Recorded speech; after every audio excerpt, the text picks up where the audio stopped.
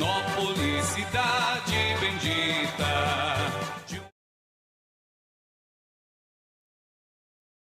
Olá, me chamo Jocely Ferro, sou professor da Escola Municipal Chico Mundoca e da Escola Estadual Prefeito Dário Campos Feijó. Estou aqui às margens da Lagoa Angica e vou explanar para vocês mais ou menos como que começou a nossa bela cidade de Martinópolis. Como nós sabemos, todas as sociedades no mundo todo, todas as comunidades, elas são atraídas para crescerem e se desenvolverem próximas a reservatórios de águas. Isso se dá por conta das necessidades humanas para cozinhar os alimentos, para tomar banho, para lavar as coisas e outras coisas mais. Aqui no nosso município de Martinópolis não foi diferente. Houve a criação de uma fazenda próxima a esta lagoa, fazenda com poucos habitantes, e essa fazenda criava-se alguns animais. Aqui, ao redor desse recipiente, desse reservatório de água, tá certo? Tinha algumas árvores que se chamavam angico. Esta daqui é a árvore que deu origem, né, ao nosso município, que é a árvore angico. Por isso o nome Lagoa Angica, porque tinha muitas árvores desse tipo lá nas margens da lagoa. Esta árvore ela é muito utilizada, é uma árvore presente aqui na América do Sul, e ela é muito utilizada aqui na nossa região para dar cor ao couro, né, nos cortumes. É a casca dela que eles tiravam para dar cor ao couro. E também ela é utilizada como planta medicinal também, para tratar infecções. As suas sementes vêm em forma de vagens. Estas são as vagens que, quando secam, o que acontece? Elas abrem, ó, com o calor do sol, elas abrem e espalham a semente no ambiente, dando origem, né, à vegetação nova. Que foi o que ocorreu aqui nessa região. Essa árvore possui as folhas bipinnadas, que tem o formato de uma pena. Mas por que é bipinado? Porque também é composto por pequenas folhinhas, né, que parecem penas. Estas árvores eram muito utilizadas pelos animais por conta da sombra, onde os animais ficavam se guardando do sol escaldante que tem o nosso Ceará. Pouco tempo depois da criação dessa fazenda, em 1877, houve uma seca que assolou o nosso Ceará. Essa seca fez com que habitantes, com que moradores de locais próximos à nossa cidade de Martinópolis fossem atraídos, né? Tiveram que migrar de suas cidades e foram atraídos pela água que tinha no reservatório Angico, né, da nossa cidade. E essas pessoas vinham de localidades como Santa Quitéria, Riachão, atual Uruoca e de demais localidades vizinhas. Olá! Sou o professor Aloísio Ferro, aqui do município de Martinópolis, especificamente lecionando na Escola de Ensino Fundamental Padre José Roberto e na Escola de Ensino Médio Prefeito Dário Campos Feijó, sempre na área de Humanas, especificamente História. E continuando o bate-papo do professor Jocely, que iniciou falando da origem do povoado de Angica, a gente fala sobre a Estrada de Ferro. Ora, não tem como nós falarmos sobre a origem do povoado de Angica, Martinópolis, sem citarmos também e mencionarmos a Estrada de Ferro, a construção da Estrada de Ferro. Em 19 de junho de 1878, nós tivemos o decreto imperial de número 6.490, que instaura a ordem de serviço para construir a Estrada de Ferro Camusim-Sobral. Em 1881, nós tivemos o assentamento do primeiro trilho chegando à comunidade de Angica, assim como também a ordem de serviço para a construção da primeira casa residencial que serviria de apoio para o maquinário. E aqui nós estamos em frente a esse prédio histórico, onde ele pode ser inclusive um cartão postal para a história de nosso município, próximo à lagoa, e reconstrói, deixa o construto da história de Martinópolis mais interessante. Eu quero citar também que, acima de tudo, a Estrada de Ferro foi um marco de desenvolvimento para a modernidade. Articulou o comércio, assim como também passou a influenciar a circulação de pessoas dentro do tráfego do trem. É imprescindível citarmos também que hoje o ponto de encontro ele é lembrado com memórias muito boas do período antigo. Podemos citar que na época a estação que foi construída, ela passou a ser um ponto bem interessante tanto na manhã como na tarde, onde crianças iam para lá vender bolos, os adultos iam para vender produtos variados e conversar, os jovens para enamorar e sempre com aquele momento gostoso da chegada e da saída do trem. Podemos também focar na ideia de que quando o trem vinha chegando, era antecipada essa chegada com o badalar dos sinos e todo mundo corria para aquele local da estação para ver o trem passar. Então essas memórias, elas ficam no sentido de construir a nossa história, de valorizar ainda mais o que temos de história. E infelizmente, em 1977, nós tivemos a desativação da estrada de ferro e hoje este prédio, que foi a primeira casa residencial de apoio, serve como uma fábrica de pães, assim como também a estação mais atual, nova, ela foi preservada e serve também, cedida à prefeitura, como uma biblioteca pública. Olá, eu sou o professor José Carlos, estou aqui hoje no cartão postal Martinopolense, Alagoa Angica. Eu sou professor da escola Padre José Roberto, professor de matemática e também da escola Dário Campos. E viemos falar aqui um pouco sobre matemática. Para falar de matemática na Alagoa Angica, nós também percebemos uma ausência de dados. Infelizmente, nós não possuímos um documento, um dossiê, um registro fotográfico que possa nos possibilitar dizer qual é a capacidade volumétrica aqui da nossa Alagoa Angica, quantos metros quadrados nós temos de área aqui ao longo de toda a extensão. No entanto, nós fizemos alguns cálculos e a partir de aplicativos, como por exemplo o Google Earth, nos possibilitou encontrar qual é o volume da Lagoa Angica e também quantos metros quadrados tem toda essa extensão, né? Desde o começo, desde o início da Lagoa Angica até o sangradouro. Com relação ao sangradouro, nós podemos também perceber que nós temos uma extensão, o sangradouro em si, ele possui 11,7 metros, 11,7 metros, né? O seu comprimento, e possui aqui cerca de 70 centímetros na largura. Também podemos perceber que ao fazer os cálculos para verificar qual a capacidade, qual o volume de água que a Lagoa Angica ela possui, nós percebemos que ela, a partir dos cálculos feitos usando os aplicativos conforme eu já citei, ela possui um volume de 315 mil metros cúbicos de água, né?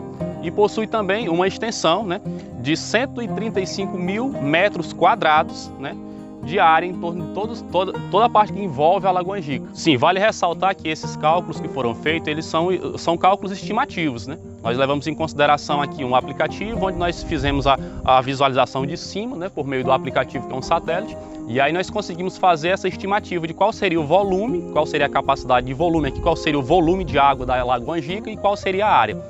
Também é interessante, né, fazermos aqui uma suposição de que se a Lagoa Angica ela tivesse totalmente cheia, se ela tivesse aqui transbordando, né, sangrando na sua capacidade máxima, ela possuiria água suficiente, né, a capacidade volumétrica, para ela abastecer a nossa cidade por cerca de 10 meses, se nós levarmos em conta que cada casa martinopolense tivesse aí cerca de 10 metros cúbicos de água, cada residência ela consumisse isso, ela conseguiria facilmente abastecer 3.000 casas por um período de 10 meses. Então assim, a gente percebe que realmente a Lagoa Angica ela tem uma importância muito grande. Esses cálculos matemáticos, volto a citar que eles são cálculos estimativos e que não custa nada nós estarmos fazendo essa reflexão de que se realmente nós tivéssemos aqui um ambiente propício, né, tivéssemos água potável, nós teríamos aqui muito mais proveito para a nossa cidade. Olá, estou aqui às margens da Lagoa Angica para falar sobre um fenômeno natural que ocorre devido à contaminação das águas. Mas antes disso, meu nome é Laerte, sou professor de Ciências e Matemática da Escola Chico Mundoca, deste município. E para começar, vamos falar sobre o que ocorre na nossa Lagoa Angica, né, que é berço do nosso município. Atualmente existe aqui a passagem de esgoto ao lado das margens da lagoa. Esta passagem de esgoto foi corrompida, alguém quebrou esse cano e passou a vazar esgoto às suas margens. A priori a pessoa pode dizer, mas o que é que tem a ver, tá do outro lado? Mas para quem não sabe, logo mais adiante existe uma passagem de água que dá acesso desta água desse lado para dentro da Lagoa Angica. E como é que se dá? Qual é o nome desse processo? O nome desse processo é eutrofização, que significa é verdadeiro, trofos, alimento, ou seja, alimento verdadeiro. E o que é que isso ocasiona?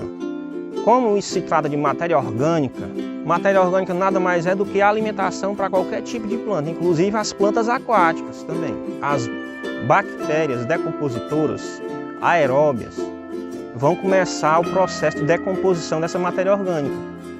A partir daí, ela começa, nessa decomposição, a utilizar bastante oxigênio.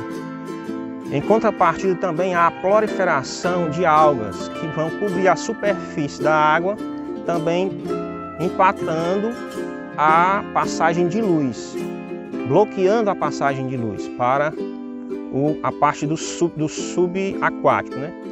O que é que isso acarreta? Acarreta a morte das algas subaquáticas e também é mais matéria orgânica.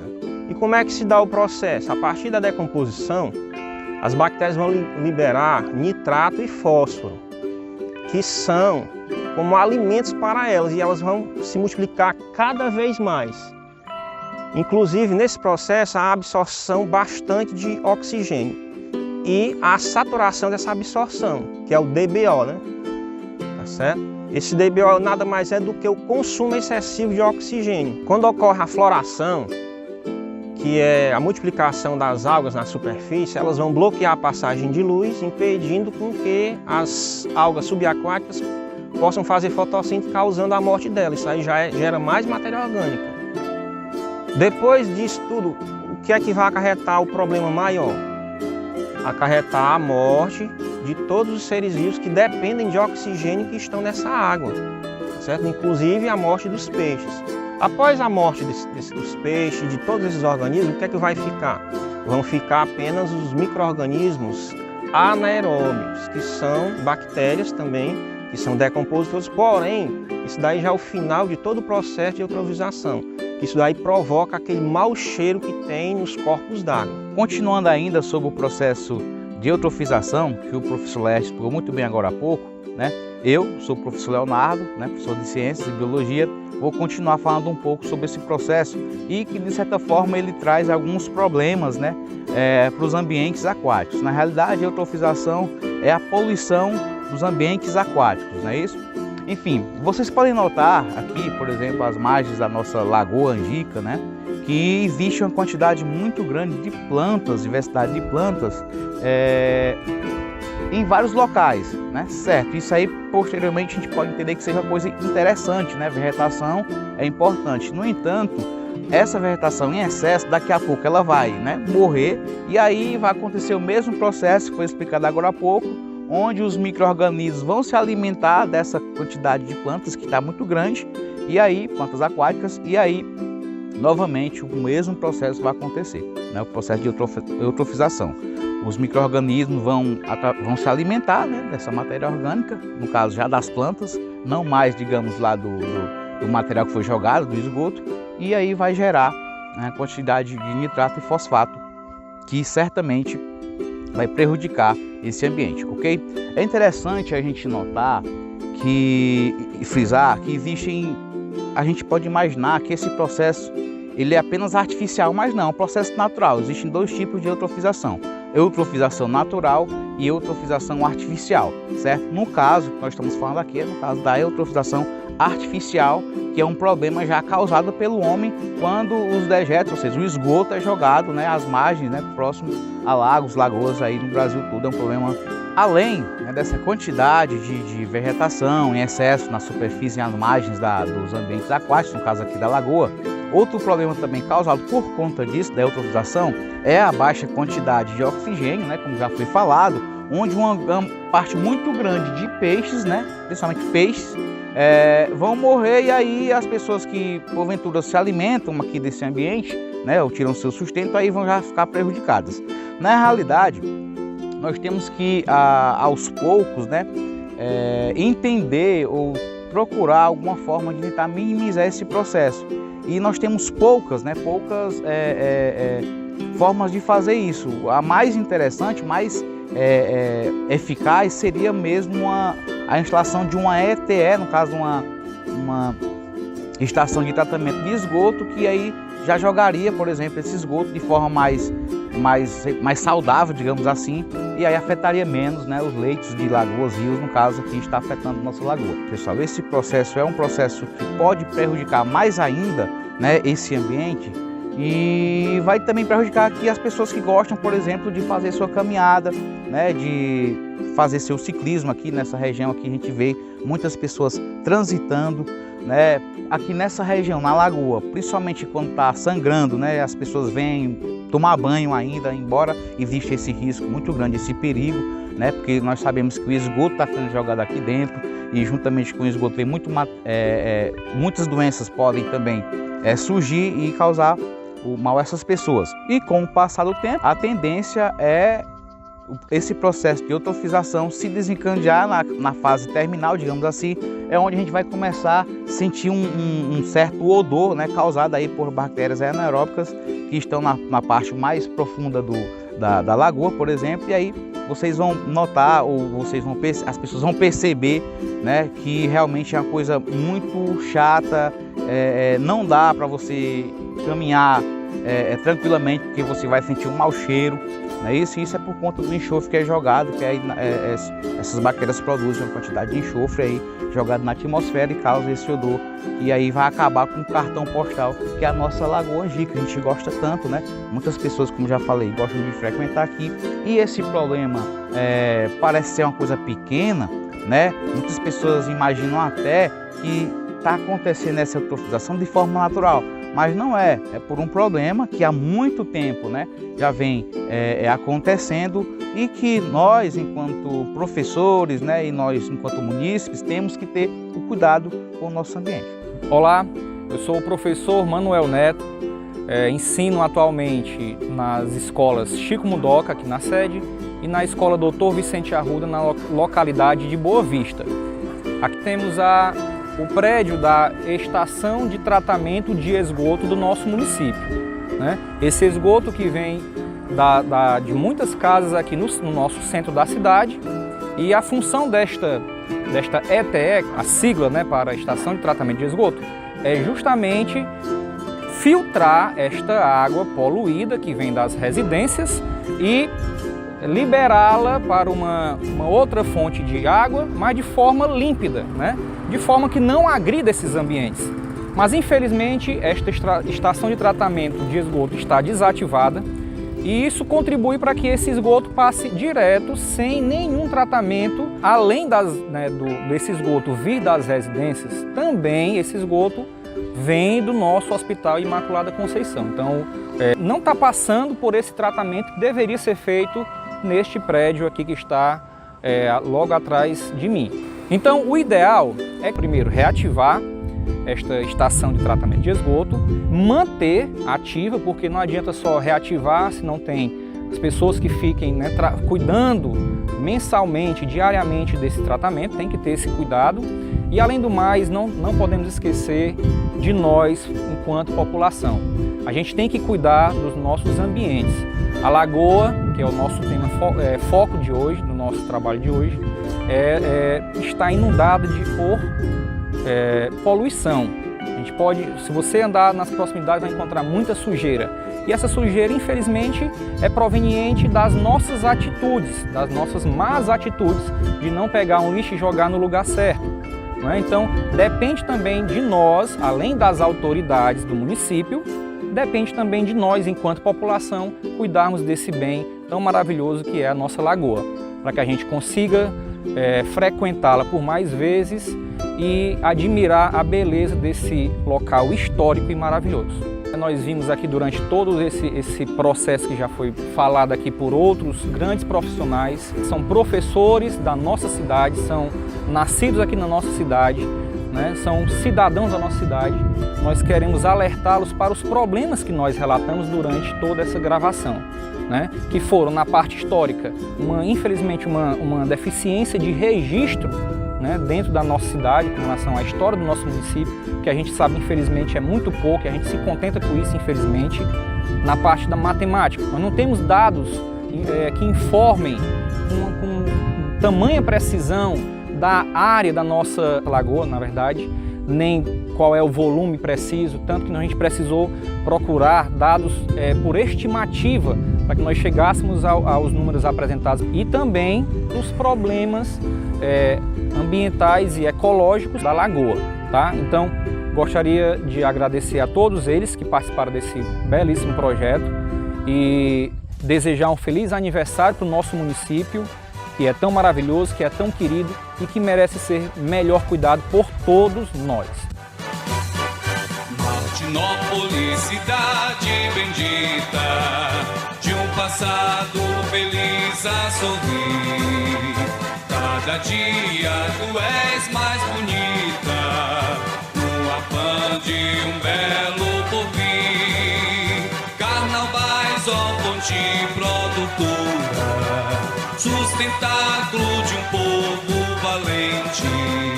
Velha Angica, terra promissora, Deus proteja nossa boa gente.